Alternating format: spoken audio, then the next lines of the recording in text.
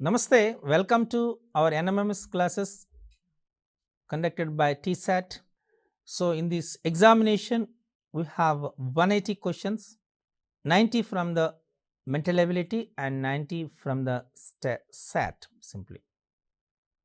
So, in the mental ability, we have nearly 50 kinds of questions. That questions can be classified as two kinds. One is a verbal and second one is a non-verbal. మీరు పాత పేపర్ని అంటే in the sense previous పేపర్స్ని మీరు ఒకసారి observe చేస్తే సుమారు question number 1 to question number 45 జనరల్గా మనకు వెర్బల్ క్వశ్చన్స్, క్వశ్చన్ నెంబర్ 46 నుండి క్వశ్చన్ నెంబర్ 90 నాన్ వెర్బల్గా ఉండటం గమనించవచ్చు. అంటే 50% వర్బల్, 50% నాన్ వెర్బల్ ఉండే అవకాశం ఉంది. సో ఈ రెండింటిని వర్బల్ని నాన్ వర్బల్ని ఈక్వల్ ఇంపార్టెన్స్ ఇచ్చి చేయవలసి ఉంటుంది. అయితే నాన్ వెర్బల్లో చాలా కేర్ఫుల్ అబ్జర్వేషన్ ఉండాలి. ఎందుచేతంటే నాన్ వెర్బల్లో ఎక్కువగా పిక్టోరియల్ రిప్రజెంటేషన్స్ ఉంటాయి. డైస్ని ఇవ్వడం కానీ లేకపోతే డిఫరెంట్ ఇమేజెస్ ఇచ్చి, ఇందులో కూడా వెర్బల్లో ఉపయోగించేటువంటి సేమ్ కైండ్ ఆఫ్ క్వశ్చన్స్ వాడతారు, కానీ విత్ పిక్చర్స్ చేయడం ఉంటుంది. అంటే పిక్చర్ కంప్లీషన్ ఉంటుంది, పేపర్ ఫోల్డింగ్ ఉంటుంది. అలాగే మనకు సిరీస్లో వస్తున్నాయి, సిరీస్ క్వశ్చన్స్ వస్తాయి, ఎనాలజీ వస్తుంది, వాటర్ ఇమేజెస్, మిర్రర్ ఇమేజెస్, ఇలా పిక్చర్ బేస్డ్ క్వశ్చన్స్ అనేటువంటి నాన్ వెర్బల్ రీజనింగ్లో వస్తాయి. సో ఈ నాన్ వెర్బల్ రీజనింగ్ శీర్షికలో వచ్చే క్వశ్చన్లు అన్నిటిపైన ఒక ఫాస్ట్ లుక్, ఏ క్లియర్ లుక్ అనేటువంటిది చేసి తర్వాత ఒక్కొక్క శీర్షికలో వచ్చేటటువంటి ప్రత్యేకంగా ఆ శీర్షికను గురించి మనం ప్రీవియస్ ఎగ్జామినేషన్లో ఇచ్చే క్వశ్చన్స్ని డిస్కస్ చేద్దాం. ఓకే, సో ఇప్పుడు కొన్ని క్వశ్చన్స్ ఈ నాన్ వర్బల్ రీజనింగ్లో ఇచ్చే క్వశ్చన్స్ని మనం డిస్కస్ చేద్దాం. చూడండి, సో ఇక్కడ మీ స్క్రీన్ పైన ఒక ఫిగర్ ఇచ్చారు. ఇది count the number of cubes in the given figure. ఈ ఫిగర్ని మీరు కౌంట్ చేసుకుంటూ పోతే ఆ ఇచ్చిన 3 అవర్స్ సరిపోతుంది మీకు, జాగ్రత్తగా కౌంట్ చేసుకొని పోతే కదా.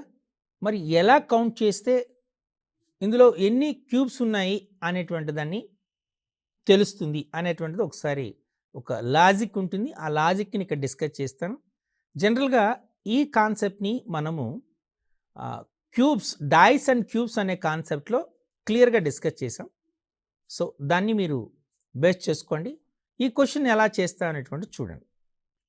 In the figure there are, మనం ఇప్పుడు చూద్దాం, కాలమ్స్ చూద్దాం. ఫస్ట్ ఎన్ని కాలమ్స్ ఉన్నాయో కౌంట్ చేద్దాం. మనకు ఎన్ని ఉన్నాయి జాగ్రత్తగా చూడండి. కాలమ్స్ ఎన్ని వచ్చినాయి? 1 2 3 4, కరెక్ట్. ఇవన్నీ వచ్చాయి 1 2 3 4 5 6 7. Okay, 5 columns containing 4 cubes each. Okay, 4 cubes ఉన్నటువంటి మనం కౌంట్ చేయాలి. ఎన్ని ఉన్నాయి? 5 కాలమ్స్ అనేటువంటి 4 క్యూబ్స్ ఉన్నటువంటి కౌంట్ చేయాలి. ఓకే, చూసుకోండి. 1 4 ఉన్నాయి, ఇక్కడ 3 ఉన్నాయి, ఇక్కడ 2 ఉన్నాయి, ఇక్కడ 1 ఉంది, ఇక్కడ 2 ఉంది, ఇక్కడ 3 ఉన్నాయి, ఇక్కడ 4 ఉన్నాయి కదా. అంటే ఇవి మనకు ఉన్నటువంటి 4 ఉన్నటువంటి ఎన్ని కాలమ్స్ ఉన్నాయో కౌంట్ చేసుకోవాలి. దిస్ ఇస్ 1, ఇంతవరకు వచ్చింది. Next 5 columns, this is 1 2, this is 1 3 and this one is 4. అంటే మనకు ఉన్నటువంటి కాలమ్స్ని జాగ్రత్తగా చూస్తే 5 columns containing 4 cubes each. 4 cubes ఉన్నటువంటి కాలమ్స్ మనం చూడాలి. 4 క్యూబ్స్ ఉన్నటువంటి ఎన్ని కాలమ్స్ ఉన్నాయో కౌంట్ చేయాలి. Clear? Next 33 columns have 3 cubes each. చూడండి, 3 క్యూబ్స్ ఉన్నటువంటి కాలమ్స్ ఎన్ని ఉన్నాయి ఎగ్జాక్ట్గా. అంటే 3 కాలమ్స్ అంటే మరి ఎలా కౌంట్ చేస్తారు మీరు?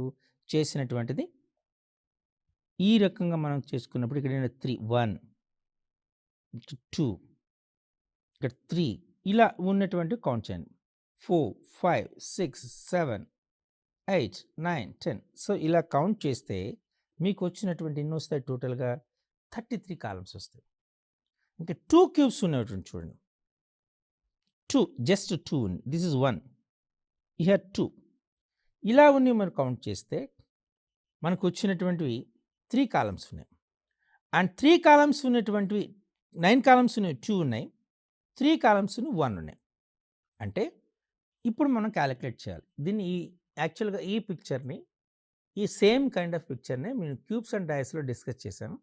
అప్పుడు దాన్ని డివైడ్ చేసాం. సో ఇక్కడ ఒక్కొక్క ఈ నాన్ వెర్బల్ రీజనింగ్ని ఒక్కొక్క దాన్ని తీసుకుని ఒక్కొక్క ఏరియాలో ఏ కైండ్ ఆఫ్ క్వశ్చన్ వస్తుందో తీసుకొని చేయడం జరిగింది. కాబట్టి ఇదే క్వశ్చన్ని సేమ్ క్యూబ్స్ అండ్ డైస్లో క్లియర్గా తీసుకున్నాము. అప్పుడు ఆ క్వశ్చన్లో దాన్ని ఆ పార్ట్స్గా డివైడ్ చేసాం, డివైడ్ చేసి చూపించాం. సో డెఫినెట్గా అది చూడండి, చూస్తే మీకు చాలా క్లారిటీగా అర్థమవుతుంది కౌంట్ చేయడం ఎలా ఈజీ అనేటువంటిది. సో ఫస్ట్ ఇక్కడ మనకి 5 కాలమ్స్లో ఈచ్ 5 కాలంలో మనకు 4 క్యూబ్స్ ఉన్నాయి కాబట్టి 5 4s 20, 33 కాలమ్స్ తీసుకున్నాం. అందులో ఈచ్ కాలంలో 3 క్యూబ్స్ ఉన్నాయి కాబట్టి 33 × 3. 9 కాలమ్స్లో 2 క్యూబ్స్ ఈచ్ ఉన్నాయి కాబట్టి 9 × 2. 3 కాలమ్స్లో 1 క్యూబ్ ఈచ్ ఉంది కాబట్టి 3 × 1. 5 4s 20, 33 3s 99, 9 2s 18, 3 1s 3. 20 plus 19, 119 it is, plus 137 plus 3 140. అంటే ఈ ఫిగర్లో ఉన్నటువంటి మొత్తము క్యూబ్స్ అనేవి అంటే 140 ఉన్నాయి. క్లియర్? సో ఇక్కడ ఈ ఫిగర్ని చూడండి. Which figure completes the series? This question comes under the series. మీకు ఫస్ట్ ఇది ప్రీవియస్ క్వశ్చన్ దేనిలోకి వస్తుంది అని చెప్పాము క్లియర్గా, డైస్ అండ్ క్యూబ్స్లోకి వస్తుంది. ఈ క్వశ్చన్ ఇచ్చిన క్వశ్చన్ మనకు దీనిలో ఉన్నటువంటిది ఏ సిరీస్లోకి వస్తుంది. సిరీస్లో 2 kinds ఆఫ్ థింగ్స్ ఉంటాయి. వన్ ఈజ్ ప్రాబ్లం ఫిగర్ అంటారు. ఇక్కడ క్వశ్చన్ ఫిగర్స్ ఇచ్చాడు కానీ ప్రాబ్లం ఫిగర్ కానీ క్వశ్చన్ ఫిగర్ కానీ వాడతాడు. అలాగే ఆప్షన్స్లో మనకు ఆన్సర్ ఫిగర్స్ ఉంటాయి. ఒక ప్యాటర్న్ ఉంటుంది ఇందులో, ఒక ప్యాటర్న్. ఆ ప్యాటర్న్ ఫాలో అప్ అవుతూ సిరీస్ ఉంటుంది. దానితో ఈ తర్వాత వచ్చినటువంటి నెక్స్ట్ ఫిగర్ ఏమవుతుందో ఈ ఆన్సర్ ఫిగర్ నుండి మీరు ఫైండ్ అవుట్ చేయవలసి ఉంటుంది. ABCDE అనేటువంటివి ఇవి మనకు 5 problem figures or question figures ఇచ్చాడు. ఒక ప్యాటర్న్ ఉంటుంది. అదే ప్యాటర్న్ కంటిన్యూ అవుతున్నటువంటి next figure you have to select from the answer figures. Okay, so ఇప్పుడు మనం ఇక్కడ చూస్తే ఫస్ట్ ఫిగర్లో ఈ ఆర్క్ అనేటువంటి ఇలా ఉంది. నెక్స్ట్ ఏమైంది, అది ఇన్వర్టెడ్ అయింది, ఇన్వర్టెడ్ కంటిన్యూ అయింది. తర్వాత ఏమొచ్చినటువంటిది ఇది ఇన్వర్ట్ అయింది, ఆ ఇన్వర్ట్ కంటిన్యూ అయింది. కరెక్ట్? ఓకే, సో నెక్స్ట్ ఇక్కడ చూడండి. ఇక్కడ ఈ 2 ఆర్క్స్ అనేటువంటి సేమ్ ఉన్నాయి. నెక్స్ట్ వచ్చినప్పుడు ఈ ఆర్క్ ఇన్వర్టెడ్ అయింది, ఇది సేమ్ అయింది. నెక్స్ట్ ఈ ఆర్క్ ఇన్వర్టెడ్ అయింది, నెక్స్ట్ ఈ ఆర్క్ ఇన్వర్ట్ అయింది. ఇక్కడ క్రింద చూడండి, క్రింద చూస్తే మనకి ఏమొచ్చినాయి, ఫస్ట్ సేమ్ ఉన్నాయి, ఈ ఆర్క్ ఇన్వర్టెడ్ అయింది, ఇలా వచ్చింది. నెక్స్ట్ ఈ ఆర్క్ ఇన్వర్టెడ్ అయింది, ఇన్వర్టెడ్ సేమ్ అయింది. క్లియర్? సో ఈ ఫిగర్లో మనకు ఏది ఆన్సర్ వస్తుంది చూడండి. 1 2 3 1 2 3 arcs are get inverted sequentially. This inversion takes place in anti-clockwise direction. So okay, ఇది మనకు వచ్చినది.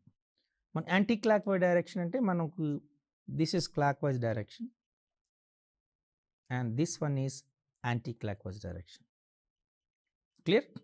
ఇక్కడ మనకు చూస్తున్నటువంటి ప్రతి దాన్ని మనం క్లియర్గా అబ్జర్వ్ చేస్తే ది ఫస్ట్ ఇన్వర్ట్ అయింది, third same, okay, third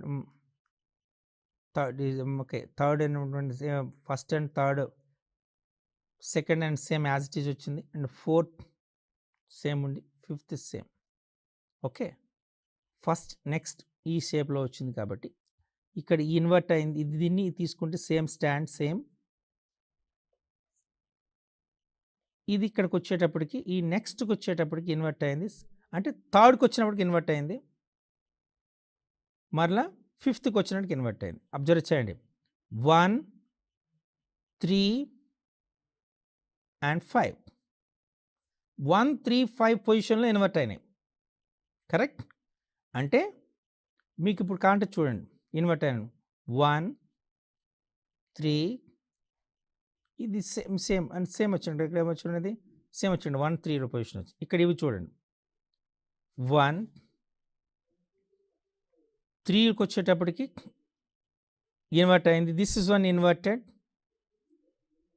and complete. So మనకు ఈ బేస్ చూస్తే ఫస్ట్ ఫిగర్ ఇది కంటిన్యూ అవుతుంది. These two will be continued and this will be inverted. So 1 will be answer. Correct? Choose the box that's similar to the box formed from the given sheet. This is the next kind of question. ఈ next kind of క్వశ్చన్లో మనం ఏం చేస్తామంటే దీన్ని ఏమంటారంటే paper folding అంటాం. Paper folding ఇప్పుడు మనకి ఇది బాక్స్ ఒక బాక్స్ షేప్ ఇది దాన్ని ఓపెన్ చేసాం. ఓకే, జనరల్గా మీకు 8th క్లాస్లోనే నెట్ డయాగ్రామ్స్ అనేటువంటి ఇంట్రడ్యూస్ చేసాం. నెట్ డయాగ్రామ్ ఓపెన్ చేసాం. బాక్స్ను ఓపెన్ చేస్తే దాని నెట్ డయాగ్రామ్ ఎలా ఉంటుంది, ఒక కోన్ ఓపెన్ చేస్తే నెట్ డయాగ్రామ్ ఎలా ఉంటుంది, ఒక పిరమిడ్ను ఓపెన్ చేస్తే నెట్ డయాగ్రామ్ ఎలా ఉంటుంది అనేటువంటిది చెప్పా. సో ఆ కాన్సెప్ట్ బేస్ చేసుకుని దీని మీద వస్తాయి. ఇప్పుడు మీరు చూస్తే దీన్ని క్లోజ్ చేయాలి. ఈ బాక్స్ని మీరు క్లోజ్ చేయాలంటే ఏం చేస్తారు, ఈ రెండింటిని పైకి పెడతారు, ఈ రెండు కూడా పైకి తీసి ఈ రెండు యాడ్ అవుతాయి. అంటే దిస్ వన్ అండ్ దిస్ అంటే మనకు పైకి ఎలా వస్తుంది ఈ కాంబినేషన్, ఈ రెండు కూడా ఈ డాటు ఈ పై దాంట్లో అంటే బాక్స్ టాప్లో 2 పార్ట్స్ వస్తాయి. ఒకటి డాట్ ఉంటుంది, ఇంకొకటి లైన్ ఉంటుంది. ఇది టాప్లో వస్తుంది. క్లియర్? ఇది టాప్లో వస్తుంది. బాటంలో దిస్ ఇస్ టాప్, బాటంలో ఈ షేప్ వస్తుంది, స్క్వేర్ ఉంటుంది. ఈ సైడ్ ఓపెన్ ఈ సైడ్కి ఈక్వల్ సింబల్ వస్తుంది, ఇది ఎంటీగా ఉంటుంది. కరెక్ట్? ఈ 2 బాల్స్ కూడా ఎంటీగా ఉంటాయి, ఈ 2. సో ఇది దాని షేప్. అంటే ఇప్పుడు మీరు అబ్జర్వ్ చేసి చూడండి, ఇక్కడ 1 ఇక్కడ డాట్ వచ్చింది, సేమ్ వచ్చింది కదా, ఈ రెండు డాట్లో వచ్చినాయి, ఈక్వల్గా వచ్చింది. ఓకే, అండ్ నెక్స్ట్ ఇది ఇక మనం చూసేటప్పుడు ఈక్వల్ వచ్చినప్పుడు నెక్స్ట్ దానికి ఎంటీ వస్తుంది, ఇది ఎంటీ. కరెక్ట్? అండ్ ఇది బాక్స్ అనేటువంటి ఒక దీని క్రింద తీసుకున్నారు, ఇది ఓకే అండ్ దిస్. కానీ ఇక్కడ 2 చూస్తే మీకు అన్నీ ఎంటీ వచ్చినాయి. ఇది సాధ్యమవుతుంది, అన్నీ ఎంటీ వచ్చే ఛాన్సెస్ ఉన్నాయా? 2 ఇక్కడ మనకు 2 తీసుకునేటప్పటికి అన్నీ ఎంటీ వచ్చే ఛాన్సెస్ లేవు. కరెక్ట్? సో దాన్నే క్లియర్గా ఇక్కడ ఎక్స్ప్లెనేషన్ ఇచ్చాము. When the sheet figure A is folded, then one of the faces of the cube formed will be in the form, this one. ఇప్పుడు మీకు చూపించినట్టు. And this face will be opposite to the face bearing the square. ఈ square ఉన్నటువంటి దానికి ఆపోజిట్గా ఉండాలి. Also one of the break faces lies opposite another blank face. And the third blank face lies opposite to the face bearing equal sign. ఇక్కడ equal sign ఉంది, ఇక్కడ equal sign ఉంది, equal sign ఉంది కాబట్టి దీనికి ఆపోజిట్ దానికి blank space ఉండాలి. ఈ 2 దానికి తీసుకున్నట్టు both are blank faces. Correct? All the 3 blank faces cannot be appear adjacent to each other. ఒకదానికొకటి అడ్జసెంట్గా వచ్చే ఛాన్సెస్ లేవు. ఎందుకు? ఇది ఇలా ఇది వచ్చినటువంటి ఈ రెండు వచ్చాయి, ఈ రెండు అడ్జసెంట్ అయినప్పటికీ ఈ 3 కూడా అడ్జసెంట్ అయ్యే ఛాన్స్ లేదు. ఇక్కడ చూడండి, ఇది మనకేం చూస్తుంది, ఇది ఓపెన్ చేస్తే ఇక్కడ this is this adjacent, this one is this adjacent, these 2 adjacent. So అలా అయ్యే ఛాన్సెస్ ఉన్నాయా? ఛాన్సెస్ లేవు. కరెక్ట్? ఎందుకంటే వెరీ క్లియర్. సో మనకు సెకండ్ దానిలో ఫిగర్ పనికిరాదు కాబట్టి option 1, option 3, option 4 means these 2 are correct. Option 1, option 3, option 4 correct. Option 1, 2, 3 అనేది 2 ఉండదు కాబట్టి this is not correct. Option 2 and 3 is not correct. Option 2, 3 and 4 is not correct. Clear? ఈ రకంగా మనకు దీన్ని ఫోల్డింగ్, పేపర్ ఫోల్డింగ్ అనే ఇన్ఫర్మేషన్లో క్వశ్చన్లో అడుగుతారు. క్లియర్? ఓకే, నౌ ఇక్కడ మనకు ఒక కాంటెక్స్ట్ ఇచ్చాడు. సో ఈ ప్రత్యేకంగా ఈ నాన్ వర్బల్ రీజనింగ్లో కాన్సెప్ట్స్ ఎలా ఉంటాయంటే వెరీ బిగ్ క్వశ్చన్ కనబడుతుంది, లాట్ ఆఫ్ ఇన్ఫర్మేషన్ ఉంటుంది. You have to read that information, you have to just arrange into as sequence logical ఆర్డర్లో ప్రిపేర్ చేయాల్సి ఉంటుంది. ఇచ్చినట్టు క్వశ్చన్ ఏంటంటే, దేర్ ఆర్ 8 పోయట్స్, 8 మంది కవులు ఉన్నారు. వాళ్ళ నేమ్స్ ఏంటంటే ABCDEFG and H. In respect to whom questions are being asked in the examination. ఎందుకంటే మనం okay, the first 4 are ancient points, పురాతన కవులు ABCD అనుకోండి, and the last 4 are modern poets, ఆధునిక కవులు EFGH. The question on ancient and modern poets being asked in alternative years. అంటే వాళ్ళు ఏం చేస్తున్నారంటే క్వశ్చన్ అడుగుతున్నారు, అయితే ఆల్టర్నేటివ్ ఇయర్స్లో అడుగుతున్నారు అనమాట. ఈ ఇయర్ యాన్షియంట్ పోయిట్స్ క్వశ్చన్ అడిగితే next year modern poets question అడుగుతారు. Clear? The first 4 are ancient points and the last 4 are modern poets. The question on ancient and modern point is being asked in alternate years. Those who like H also like G. ఎవరైతే హెచ్ని ఇష్టపడతారో జీని కూడా ఇష్టపడతారు అనమాట. H and G both are modern poets. Those who like D like C.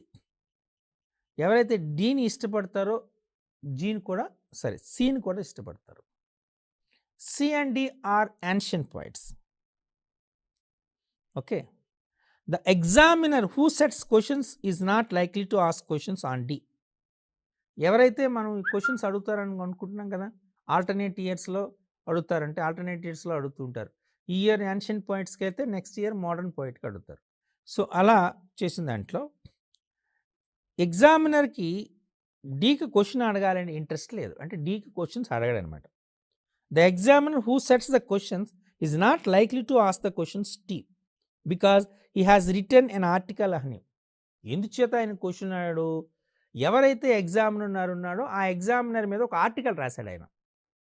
So article రాశాడు కాబట్టి ఆయనకి ఈయన ఇష్టం లేదు, కాబట్టి డీకి క్వశ్చన్ అడగడు. ఓకే, బట్ ఈ లైక్స్ డి. అయితే మరి ఆయన ఆర్టికల్ రాశాడంటే అర్థం ఏంటి అంటే, అక్కడ ఆర్టికల్స్ రాశాడు కదా అంటే పొగుడు రాసి ఉంటాడు అనుకుందాం. తన మీద మంచిగా పొగుడు రాశాడు కాబట్టి ఆయనకి ఇంకా ఏ క్వశ్చన్ ఆయన అడగడు. బట్ హీ లైక్స్ డి అంటే అర్థం అదే కదా అనుకుందాం. This is an assumption. Last year a question who was asked on F. Last year F question అడిగాడు. Considering these facts on whom the question is mostly like to be asked this year. Last year ఎఫ్ని అడిగాడు question, ఈ year ఎవరిని question అడుగుతాడు. ఇదే అండి question కదా. ఈ కైండ్ ఆఫ్ క్వశ్చన్స్ మీకు మీ టీచర్కి బాగా మంచిగా ఉపయోగపడతాయి అనుకుంటా క్లాస్ రూమ్లో కదా. సో ఇది ప్రాక్టీస్ చేయండి, ఎందుకంటే ఇవి ఎగ్జామినేషన్లో ఇచ్చిన క్వశ్చన్స్నే కలెక్ట్ చేసుకొని మనం డిస్కస్ చేస్తున్నాం కాబట్టి క్లాస్ రూమ్లో ప్రాక్టీస్ చేస్తే డెఫినెట్గా ఇది గ్రూప్ యాక్టివిటీకి మీకు పనికొస్తుంది క్లాస్ రూమ్ యాక్టివిటీస్లో. సో పిల్లలందరి యొక్క పార్టిసిపేషన్ ఉంటుంది. ఈవెన్ మీరు రోల్ ప్లే కూడా చేయొచ్చు. అంటే ఒక 8 మెంబర్స్ని తీసుకోండి, వాళ్ళని డివైడ్ చేయండి. These are the ancient poets and these are the modern poets అని అడగండి. క్వశ్చన్ మీరే అడగండి. సో ఇది యాక్టివిటీగా వాడుకోవచ్చు మీరు. క్లియర్? ఓకే, దాన్ని ఇప్పుడు వాట్ ఈస్ ద ఆన్సర్, మనం ఆన్సర్ ఏంటి చూద్దాం. ఏమి ఇచ్చాడు మనకి, since the examiner likes D it means he must like C also. ఎందుచేత చెప్పండి, అక్కడ ఇచ్చిన కాంటెక్స్ట్ ఏంటి, those who like D like C also. ఇది ఇచ్చాడు మనకు క్లియర్గా. డీని అయితే ఎవరైతే ఇష్టపడతారో సిని కూడా ఇష్టపడతారని ఇచ్చాడు డేటాలో. రైటరు మనకి ఎవరైతే క్వశ్చన్స్ ఫ్రేమ్ చేస్తున్నాడో ఆ రైటరు డీని ఇష్టపడతాడు, కానీ డీ క్వశ్చన్స్ అడగడు. సిని కూడా డీని ఇష్టపడతాడు కాబట్టి సిని కూడా ఇష్టపడతాడు, అంతేనా. And since the question states that those who like D also అని చెప్పారు మనకు. అలాగే since last year question was asked to F. Last year question ఎవరిని అడిగాడు, ఎఫ్ని అడిగాడు. ఏబిసిడి ఆర్ యాన్షియంట్ పోయిట్స్, పురాతన కవులు. ఎఫ్జిహెచ్ ఈఎఫ్జిహెచ్ అనేటువంటి వాళ్ళు మోడర్న్ పోయిట్స్. కాబట్టి ఎఫ్ కదా, ఎఫ్ దేనిలోకి వస్తుంది, ఈఎఫ్జిహెచ్లోకి వస్తుంది. అంటే ఈజ్ ఎ మోడర్న్ పోయిట్. ఆ క్వశ్చన్ ఎవరికి వచ్చింది? మోడర్న్ పోయిట్కి వచ్చింది. కాబట్టి నెక్స్ట్ క్వశ్చన్ ఎవరికి వస్తుంది? క్వశ్చన్ ఆల్టర్నేట్లో పెడతారు. ఈ సంవత్సరం యాన్షియంట్ పోయిట్స్కి అడిగితే నెక్స్ట్ ఇయర్ మోడర్న్ పోయిట్స్కి అడుగుతారు. లాస్ట్ ఇయర్ ఎవరికి అడిగారు? మోడర్న్ పోయిట్కి అడిగారు. కాబట్టి ఈ సంవత్సరం ఎవరికి అడగాలి? Ancient poet. So the question should be ask to the ancient poet and పురాతన కవులకు అడగాలి. పురాతన కవులు ఎవరు ఇక్కడ ఉన్నారు? A, B, C and D ఉన్నారు కదా. డి క్వశ్చన్ అడగారు. క్లియర్, ఆల్రెడీ మనకు డేటాలో ఉంది. సిని కూడా ఇష్టపడతారు. సి కాబట్టి మనకు ఉన్న ఆప్షన్స్ ఏంటి? ఏ, బి ఉన్నాయి. Now the examiner is not likely to ask the question and D because he has written in article honey. So he will ask the question on C since he likes as well. Condition ఏమి ఇచ్చాడు మనకి? D ఇష్టపడతాడు కానీ question అడగాడు. ఇక్కడ మళ్ళీ ఏమి ఇచ్చాడు? Who likes D also likes C. కాబట్టి యాక్చువల్గా the writer has to ask the question for the ancient poets. There are 4 possibilities because there are 4 poets A, B, C and D. So he will not ask the question to D, but he likes D and C. Definitely D ni adagaledu ante kachithanga C ki adugutadu. So this year the question will be asked to the poet, ancient poet C. This is answer. Chusara inta concept untundi, ee logic దీనిలో ఉంటుంది. ఈ kind of question ని మనకు అడిగే chances ఉన్నాయి. So మనకు data efficiency, data sufficiency and data deficiency ఈ 2 కూడా కాన్సెప్ట్స్ ఉన్నాయి. దీనిపైన అడిగేటప్పుడు ఇటువంటి క్వశ్చన్స్ అనేటువంటి వస్తాయి. Okay, find the minimum number of straight lines required to make the given figure. Minimum number ఎన్ని వస్తాయి ఇందులో అనేటువంటిది మనం కౌంట్ చేయాలి. ఈ నెంబర్ ఏమో కొన్నిసార్లు ట్రయాంగిల్స్ అడుగుతాడు, కొన్నిసార్లు లైన్స్ అడుగుతాడు. సో ఈ క్వశ్చన్లో మనం చేసేదానికి చూద్దాం. దీనికి మనం నేమింగ్ ఇచ్చినాం. ఏమి ఇచ్చాము? నేమింగ్స్ మనం తీసుకుంటే హారిజాంటల్ లైన్స్, ఇది ఎన్ని హారిజాంటల్ లైన్స్ ఉన్నాయి? అన్ని పాయింట్స్ తీసుకున్నాం. అండ్ హారిజాంటల్ లైన్స్ క్యాలిక్యులేట్ చేయండి. First 1 2 3 correct. ఎన్ని మో హారిజాంటల్ లైన్స్ ఏమైనా ఉన్నాయా? ఏకి ఇచ్చినటువంటిది within this is of course this is okay. Vertical lines okay NM. So మనకి ఇచ్చినటువంటి ఏమున్నాయి? యాక్చువల్గా హారిజాంటల్ లైన్స్ అనేటువంటివి 3 ఉన్నాయి. 3 వర్టికల్ లైన్స్ 1 2 3 4 5 వర్టికల్ లైన్స్ 5 ఉన్నాయి. ఓకే, నెక్స్ట్ ఇంకా క్రాస్ లైన్స్ ఏమైనా ఉన్నాయా? ఉన్నాయి. 1 2 3 4 5 6 7 8 అంతేనంటారా? మీకు హారిజాంటల్, కానీ ఇది మిడిల్ కాదు కాబట్టి మనకి ఎన్నో వస్తాయి? This is 1, this is 2, okay, this is 3, this one is 4, this one is 5 and this is 6. అంటే మనకు this is a horizontal lines, vertical lines and diagonal lines are simply slant lines.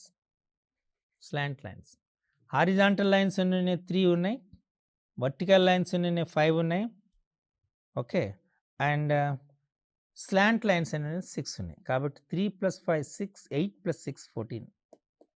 అంటే ఇందులో మనకు ఉన్నటువంటి లైన్స్ ఎన్ని ఉన్నట్టు లెక్క? 14 lines ఉన్నాయి.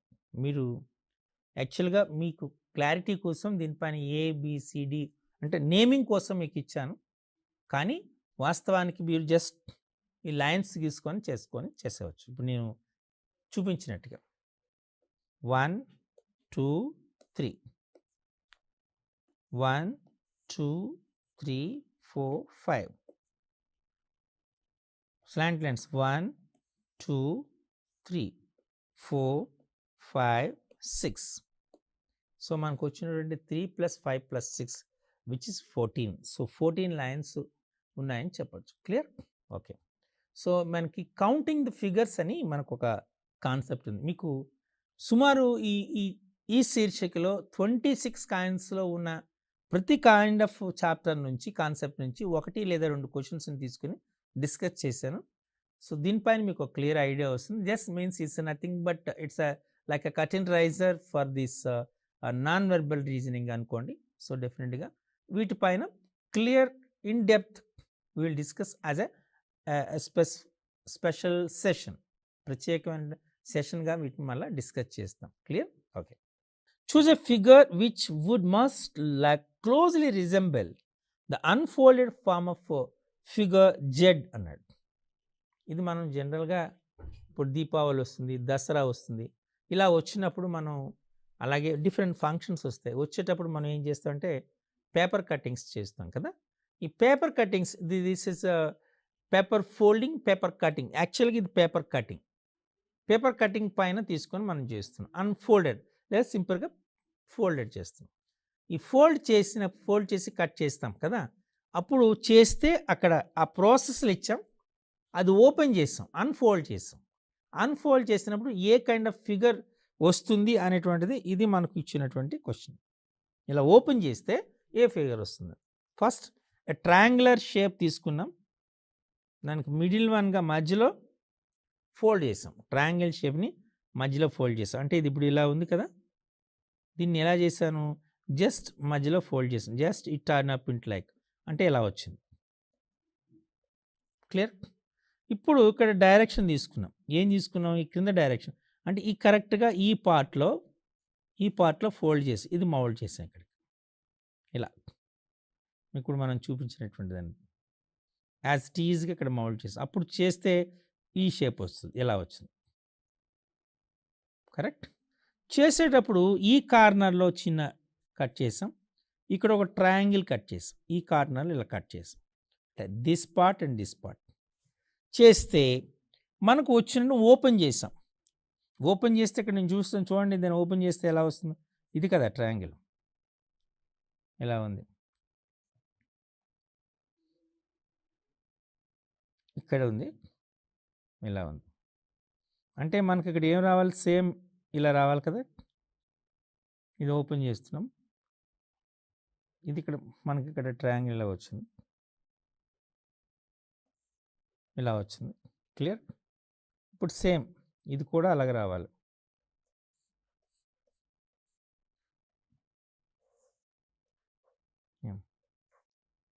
వచ్చేటప్పుడు ఇదే మనకి నెక్స్ట్ పార్ట్ ఎలా వస్తుంది? ఇది కోసం వచ్చినది వస్తే ఇలా వస్తుంది. అబ్జర్వ్ చేసి చూడండి, ఇలా వస్తుంది. తర్వాత ఇది ట్రయాంగిల్. ఫైనల్గా వచ్చినప్పుడు మీకు ఏ షేప్ వస్తుంది చూడండి. ఇక్కడ వచ్చినప్పుడు ఇలా వచ్చింది, కరెక్ట్? ఇక్కడ వచ్చినప్పుడు ఇలా వచ్చింది. అంటే సెంటర్లోకి వచ్చినప్పటికీ మనకు రాంబస్ షేప్ వస్తుంది. కరెక్ట్? ఇక్కడ కూడా సేమ్ ఇటు పక్క ఉన్నటువంటిది ఈ షేప్ ఇలా వచ్చింది, ఈ షేప్ ఇలా వచ్చింది, అలాగే ఈ షేప్ ఇలా వచ్చింది, ఈ షేప్ ఇలా వచ్చింది. సో ఇది మనకు ఇక్కడ ట్రయాంగిల్ షేప్ వస్తుంది. అంటే ఖచ్చితంగా షేప్ మనకు వచ్చే షేప్ ఏమవుతుందంటే 1 అవుతుంది. ఒకసారి ఎక్స్ప్లెనేషన్ చూద్దాం ఎలా వచ్చింది. ఓకే, మనకు వచ్చినటువంటిది షేప్ 1 అనేటువంటిది వచ్చింది. కరెక్ట్? సో మనకు ఈ కైండ్ ఆఫ్ ఫోల్డింగ్ అనేటువంటిది మనం చాలా జాగ్రత్తగా చూసుకోవాలి, ఇమాజిన్ చేసుకోవాలి. లేదా ఇప్పుడు నేను డ్రా చేసేటట్టు మీరు డ్రా చేసుకొని గీయడం చేయాలి. Choose a figure which would most closely resemble the unfolded form of a figure అని ఎగ్జామినేషన్లో అడుగుతాడు.